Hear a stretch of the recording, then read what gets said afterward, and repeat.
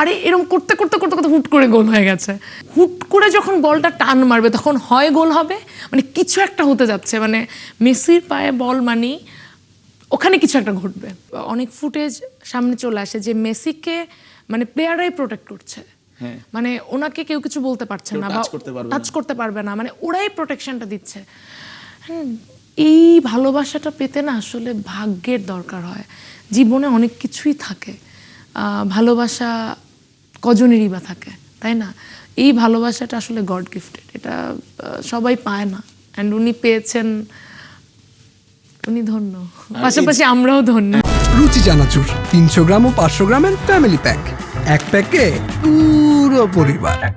এবং এগুলো দেখে এটা হচ্ছে আপনারা যারা ফ্যান সেটাও বলা হয় যে তার যে টিমমেট যারা আছে তারাও এটা বলে যে আমরা আসলে তার টিমমেটরা, আমরা তার ফ্যান, আমরা তার খেলা দেখে বড় হয়েছি, আমরা তার ফ্যান হিসেবে বড় হয়েছি। ওই যে আলভারেজ, হ্যাঁ এনজো, ম্যাকঅ্যালিস্টার সবাই তো অনেক বাচ্চা। আমি গত ফিফা বিশ্বকাপের টাইমে হলো যে একটা ছবি বেরিয়েছিল মেবি যে অনেক বাচ্চা ওরা, আর উনি তখন অলরেডি সবাইকে এখন মেসিকে নিয়ে যাবে, কিন্তু আলটিমেটলি সেই মেসি কিন্তু টানছে দলকে, এখনো টানছেন।